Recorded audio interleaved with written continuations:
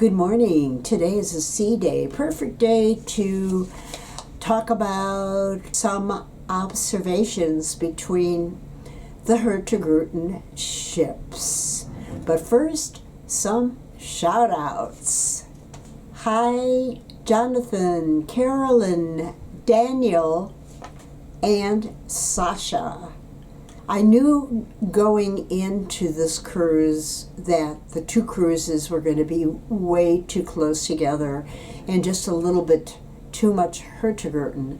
The problem is, unlike Viking, where you always know what is going to be in your cabin, what amenities, what time everything is, how to book your excursions, Hurtigruten's ships are completely different. On the Maud, there were coffee carafes on every table. Not on the Amundsen. You have to ask for coffee, do the usual, sign more coffee for them to come over. On the Maud, there were a lot more vegetarian offerings. There are vegetarian offerings on Amundsen, but not as many.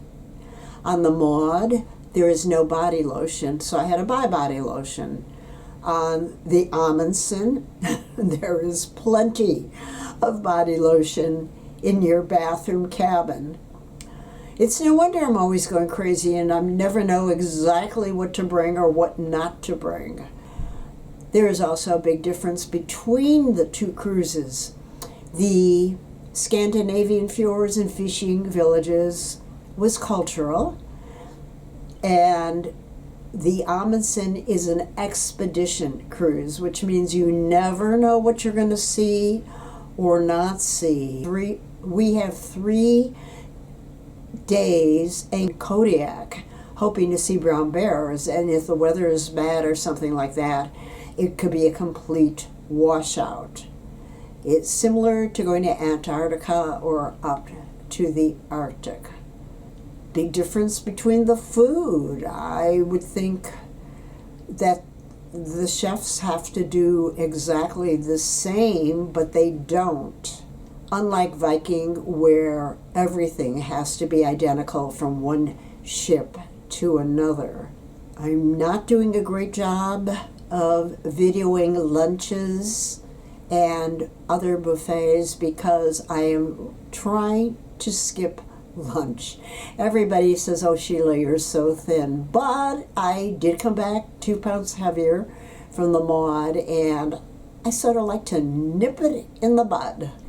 Thanks for listening, and I'll keep you posted. I wanted to show you something for sale for €280, but the reason I'm showing you is because it's unique. It's a MOVA globe that uses light and the Earth's magnetic field to rotate completely on its own. No batteries or electricity, turns on any surface, silent, perpetual motion. They offer a cocktail of the day, and today's is the ultimate frozen mudslide. Tia Maria, Bailey's Irish Cream, vodka Amundsen, and cream. That sounds pretty darn yum.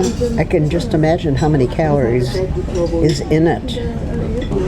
The program and all information about restaurants, etc. is always on the app. Hurtigruten offers bridge tours, but they don't let you video in the bridge, so I will just show you a few photos that I took. How about a little trivia or information? I asked for the nationality breakdown, and the U.S. is the biggest nationality with 64 passengers.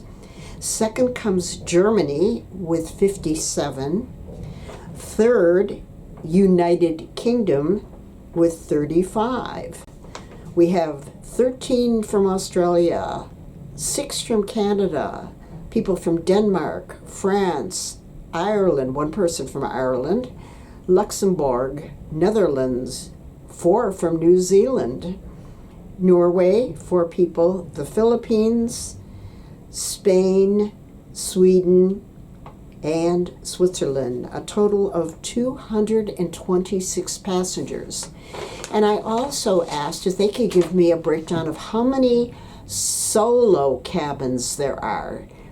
There are a lot of solo people traveling together, or maybe with a sister or a friend or something like that. But passengers like me, there are 24 cabins that are solo people, men and/or women. So don't be afraid to go solo. And I see people dining by themselves every single day. Good morning, everybody. Time for one last sum up. I don't have any hindsight as 2020 as far as this cruise goes. It was a really good cruise for me because I enjoyed all the sights. Really didn't care that much if I saw bears or not, but I enjoyed the entire experience of looking for them, not seeing them. The food has been really, really good. Chef Pavlo, who is Ukrainian, does a splendid job of cuisining. Very happy. I have no complaints at all. Hey, Jonathan, you and I are almost in Vancouver at the same time, which is really amazing. He's visiting family and our cruise ends in Vancouver. The ship is wonderful. The AMUNDSEN and the Nansen are sister ships. They're both identical, and that's really about it. Now, it's very easy to take a cruise up to Alaska. Every cruise line has a week cruise that either leaves from Seattle or Anchorage or Vancouver. But for me, the Aleutian Islands are pretty much the highlight of what you can see up in Alaska. There's plenty more. I have videos up when Sonny and I were in Talkeetna during COVID, and the Ponan cruise that began in Kamchatka and was aborted by Seward. Oh, yes, and when I went up north of Fairbanks to see the aurora, which was not as fortunate that time as all my other aurora viewing has been in Norway, Finland, and Sweden, all above the Arctic Circle. Thank you so much for all your comments. I really enjoy hearing about what you're up to, what's new, where you're going, what you think of the videos. Please tell me what you think of individual videos. You will not hurt my feelings at all. Once again, it's just my opinion.